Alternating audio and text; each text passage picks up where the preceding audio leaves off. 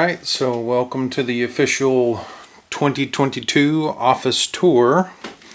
I think the first most prominent thing that you will see in here is my art wall. These are all prints that I have picked up from various conventions, of course, long before COVID hit.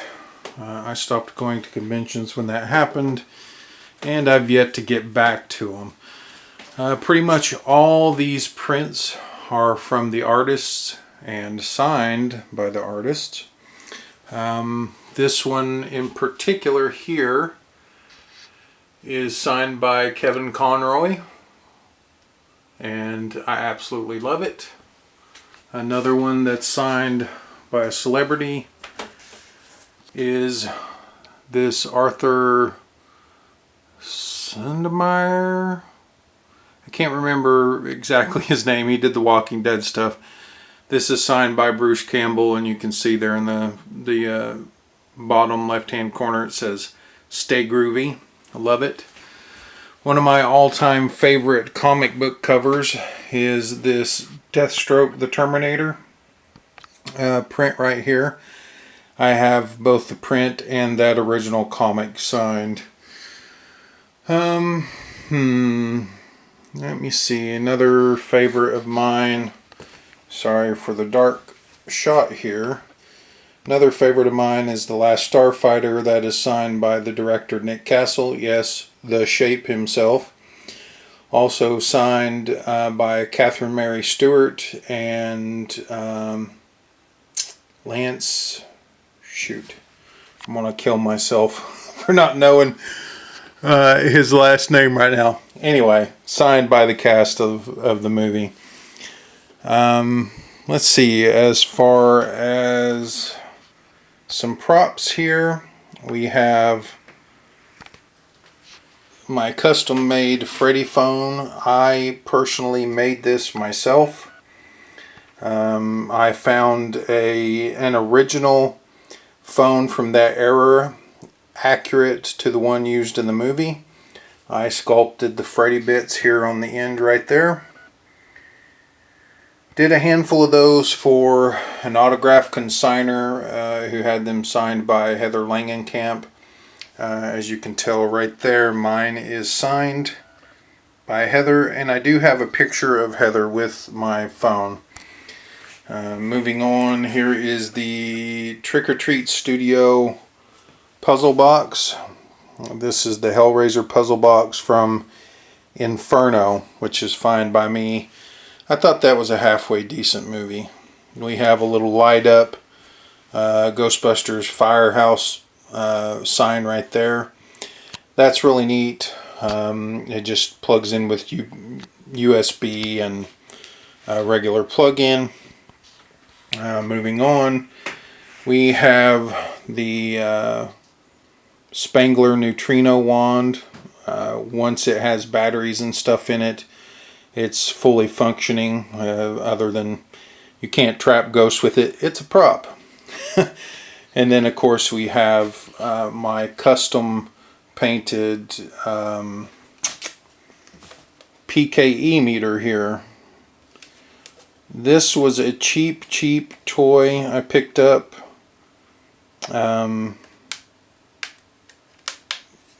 at Walmart, and I did some custom paint work on it to make it look a little more fitting for the Spangler wand, which is meant to be the wand from Ghostbusters Afterlife.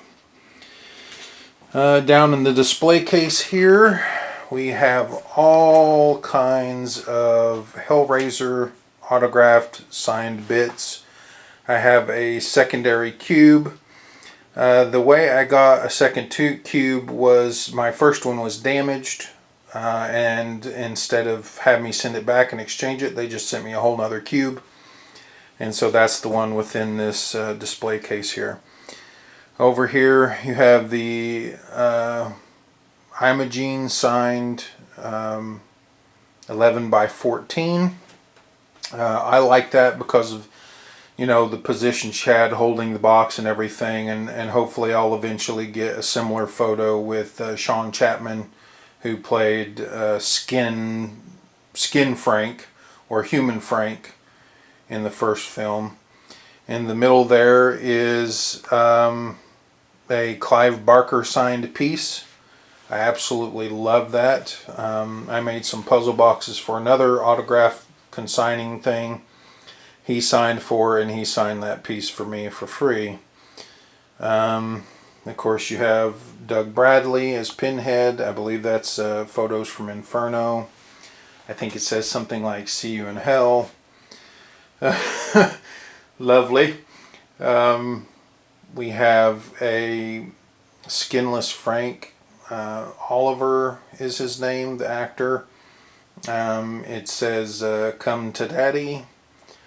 And then, of course, we have Claire Higgins there with Skinless Frank, a Dr. Chenard, and the Christopher Young, who did all the music for Hellraiser.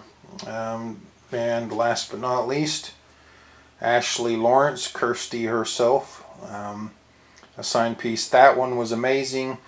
I got it off eBay for something like $10, which was crazy to me. Moving on. Just random sundry here. This is a mask sculpt that I'm doing. This is a character that I'm developing. Whether anything ever comes of that, I don't know. A bit more on some of the artwork. That's another favorite of mine. That's another favorite of mine there. Pretty much any piece of artwork I pick up, there's a good reason for it, and I love them all. The shine of the light on that's terrible, but sorry. Yeah, I wanted to be a comic book artist growing up.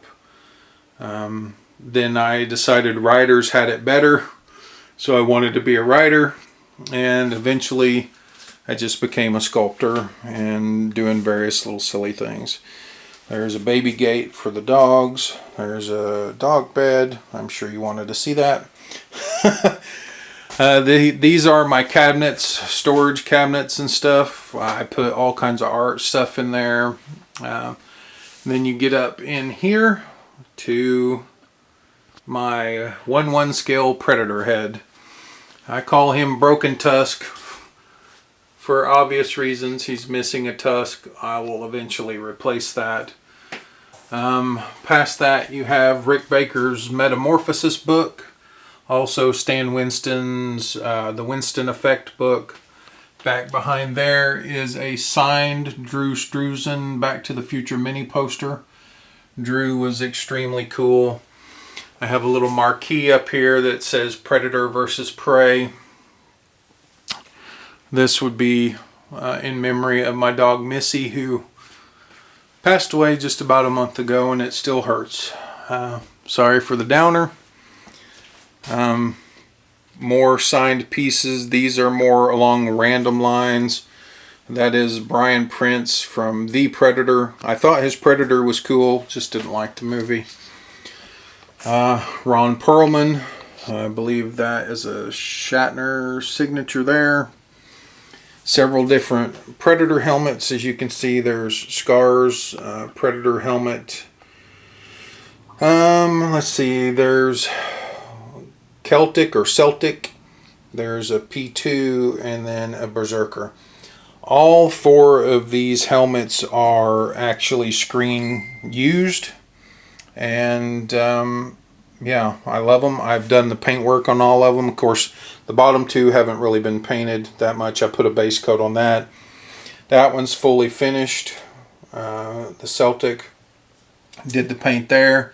Did the paint on that. All that needs is the visor put inside of it. Random junk in the floor. This is a little cabinet. I put more art stuff in. Drinks, Tylenol.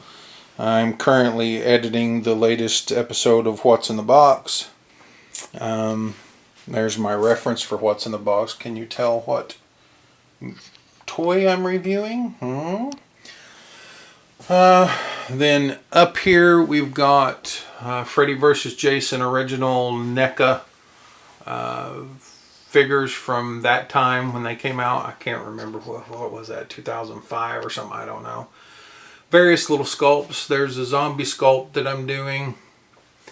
Here is a creature from the Black Lagoon that I've been sculpting. Oh, good grief. Everything and their dog's gonna ring or ding or something around here. I'll take that off so you can see just how accurate I've gotten that. Over there's a Jason one signed by Ari. Here is my starting attempt at a Bela Lugosi sculpt.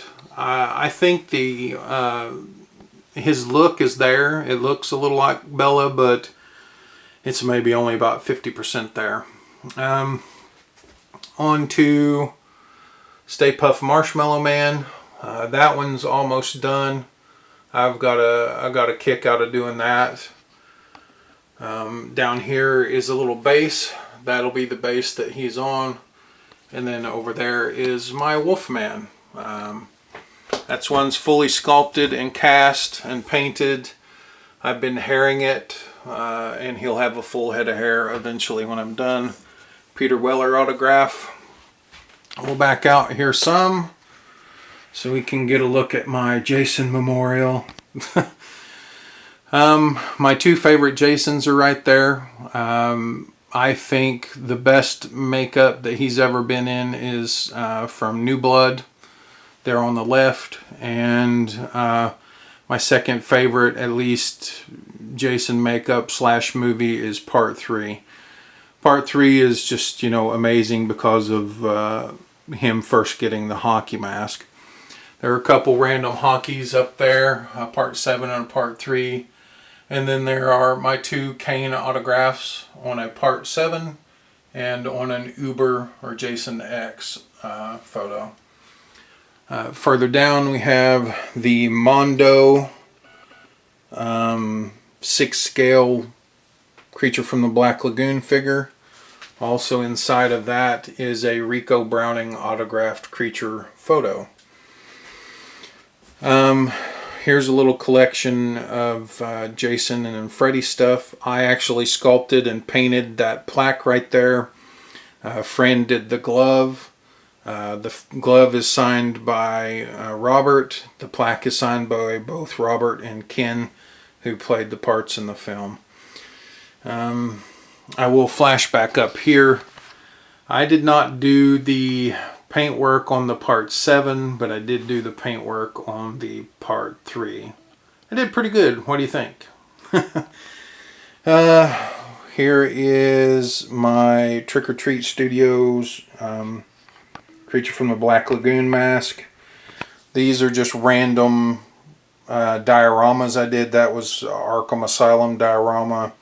This is, obviously you can tell, is a Evil Dead 2 diorama. It's kind of shoved in there right now. And then that's just blank space. So essentially one little twirl here, and I will show you the Last of the Office. Bunch of Blu-rays up there and stuff. But this is my home office, and this is where I do all my stuff and my artsy work and my video editing.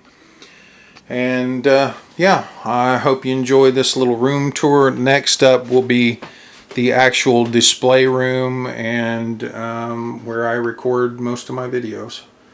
So I'll catch you in just a second.